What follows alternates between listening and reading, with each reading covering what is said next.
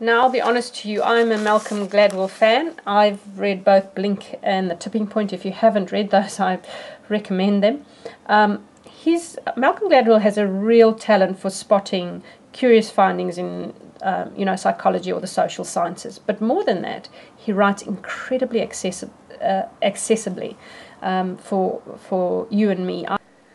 Now, mostly what he does in this book is he turns our general thinking that success is due to an individual's kind of effort and all the attributes of an individual, and he turns this upside down and says, actually, you can have all that, but you won't necessarily be successful unless you are in it's the right time for you, that you're in the right place, you have the right resources available to you.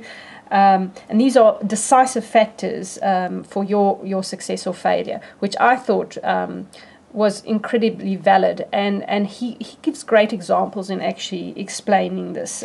Okay, it also gets you to look at a list of the 75 richest people in human history, going right back to Nicholas II of Russia, Cleopatra, etc., etc., and then brings out the point of the phenomenon of the list of Americans and their birth years.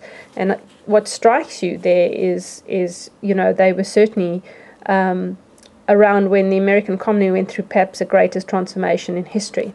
So he's able to pull out these interesting facts. Also talks about Bill Gates and Paul Allen and their birth dates, as well as Steve Ballmer and I think Steve Jobs as well.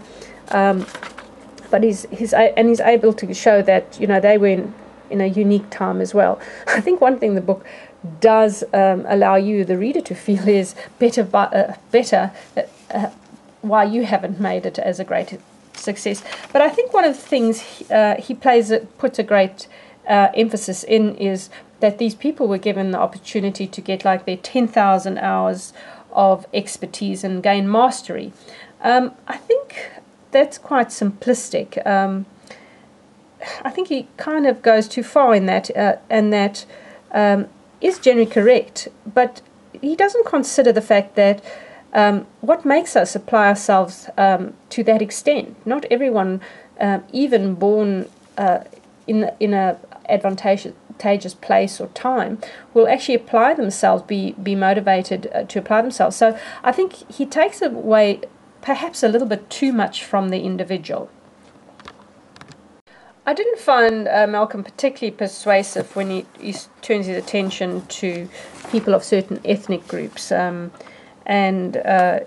he's perhaps, for me, was less persuasive. But nonetheless, he makes a fairly good point, and there's some learnings from that. But it's on less shaky ground, or I should say more shaky ground, than talking about the time, place, and resources available to an individual. Barring the fact that talent plays a role, he doesn't really give talent that much acknowledgement. All in all, though, I couldn't put this book down. It's just one of those. He talks about Korean air crashes. It's really a great, easy read. If you haven't read it, pick it up. You're going to learn. You're going to take away, one or two, maybe three things away from this book. And I'm a great believer in, when we look at a year in review, there's probably three things that change our lives. One of these are the people we meet, and the other is the books we read. I now forget the third one. I highly recommend this book. I would say go for it. It's worthwhile read. It's probably pretty cheap on the shelves by now. And do yourself a favor. Buy all three. Buy Blink and The Tipping Point. These are books worthwhile to have on your bookshelf.